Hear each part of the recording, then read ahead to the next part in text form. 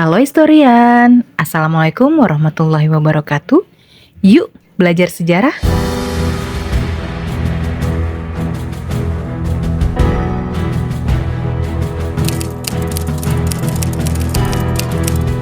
Sebelumnya, saya mau ngucapin turut berbelasungkawa atas kejadian kecelakaan beruntun di gerbang tol Ciawi, Bogor pada tanggal 4 Februari 2025 yang menyebabkan 8 orang meninggal dunia dan belasan lainnya mengalami luka-luka. Nah, kalau menyebut Bogor, historian akan membayangkan apa?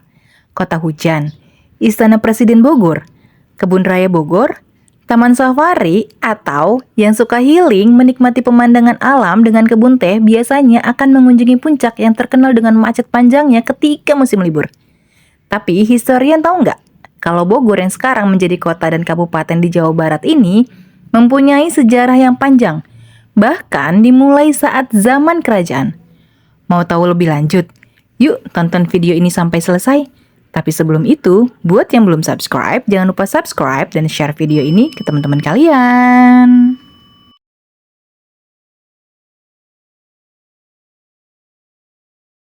Kota Bogor dan Kabupaten Bogor setiap tanggal 3 Juni memperingati hari jadinya.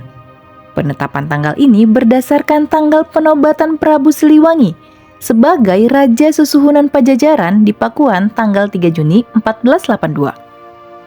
Prabu Siliwangi yang memiliki nama asli Jayadewata lahir pada tahun 1401 di Kawali, Galuh, yang saat ini merupakan daerah Ciamis, Jawa Barat.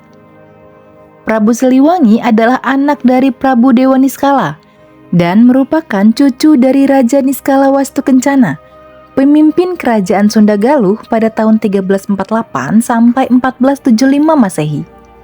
Prabu Siliwangi berkuasa selama 39 tahun dari tahun 1482 sampai 1521.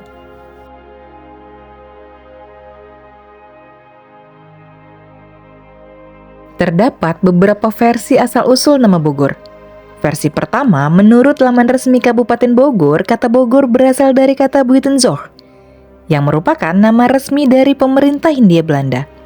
Versi kedua berasal dari kata Bahai, yang artinya sapi, karena ada kandang sapi di Kebun Raya Bogor. Versi ketiga berasal dari kata Bokor, yang berarti tunggul pohon enau atau kaung. Kemudian versi terakhir nama Bogor tertulis Hoef van de Negore Bogor, yang berarti kurang lebih kepala kampung Bogor.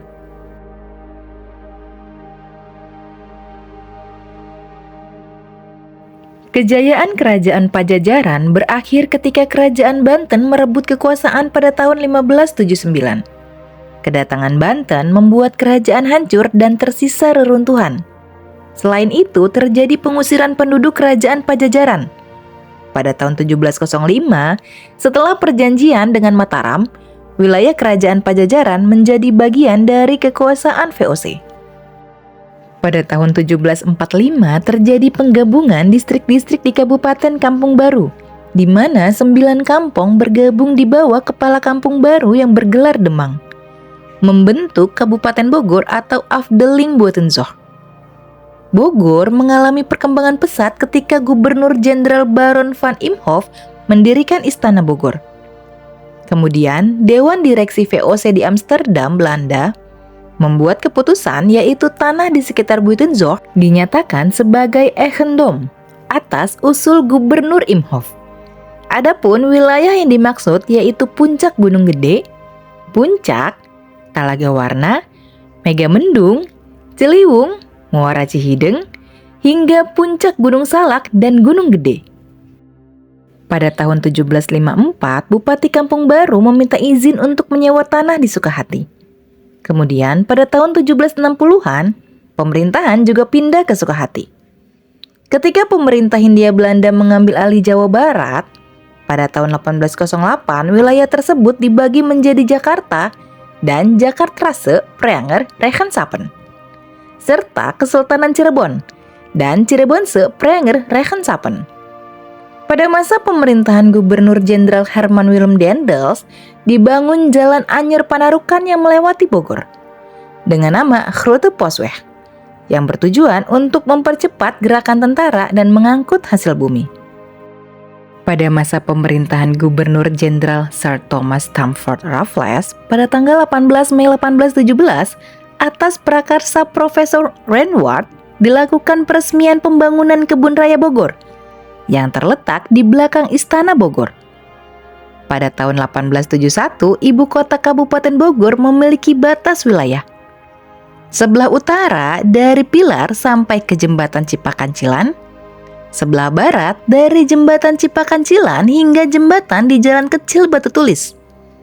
Kemudian sebelah selatan membentang dari Jalan Kecil Batu Tulis sampai ke Jalan Besar, termasuk batas Persil Sukasari sampai Ciliwung. Dan sebelah timur dari Ciliwung sampai Persilangan Pilar.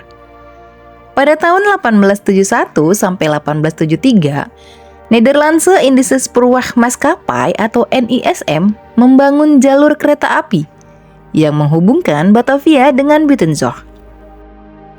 Pada tahun 1903, pemerintah Hindia Belanda melakukan perubahan besar dengan mengeluarkan undang-undang desentralisasi, di mana salah satu hasilnya yaitu pembentukan Gemeente Buitenzorg, menggantikan sistem pemerintahan kolonial dengan tata kelola wilayah yang modern.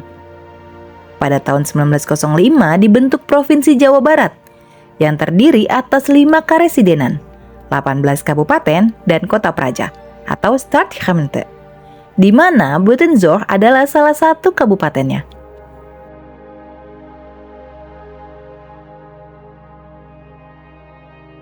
Pada tanggal 25 Desember 1945 terjadi pemberontakan yang dipimpin oleh Kapten Muslihat, Komandan Kompi 4 Batalion 2 Tentara Keamanan Rakyat, bertempur menyerang markas-markas Inggris. Kemudian terjadi saling tembak-menembak antara para pejuang dengan pasukan Inggris. Dalam pertempuran ini, Kapten Muslihat tertembak 2 kali. Pertama mengenai perut, namun Kapten Muslihat masih tetap berdiri menembaki para penjajah. Kemudian terkena tembakan yang mengenai pinggang. Kapten Muslihat akhirnya gugur pada usia 19 tahun dan meninggalkan istri yang sedang mengandung. Selain itu, terjadi juga pertempuran di kota Paris atau Paris Mawar, sebuah lokasi yang menjadi hunian orang-orang Belanda. Peristiwa ini terjadi pada malam hari. Terjadi juga pertempuran di daerah Cemplang antara pejuang Indonesia dengan pasukan tentara Gurkha yang merupakan tentara bayaran sekutu yang saat itu berjumlah 12 orang. Untuk mengenang pahlawan yang gugur, nama Kapten Muslihat diabadikan menjadi nama jalan utama di kota Bogor. Selain itu, dibangun juga patung Kapten Muslihat yang berlokasi di Plaza Taman Topi dekat stasiun Bogor. Itu tadi sekilas tentang sejarah Bogor dan asal-usul namanya. Semoga video tadi bermanfaat dan menambah pengetahuan kita tentang sejarah Indonesia, karena sejarah adalah guru kehidupan. Sampai jumpa di video selanjutnya.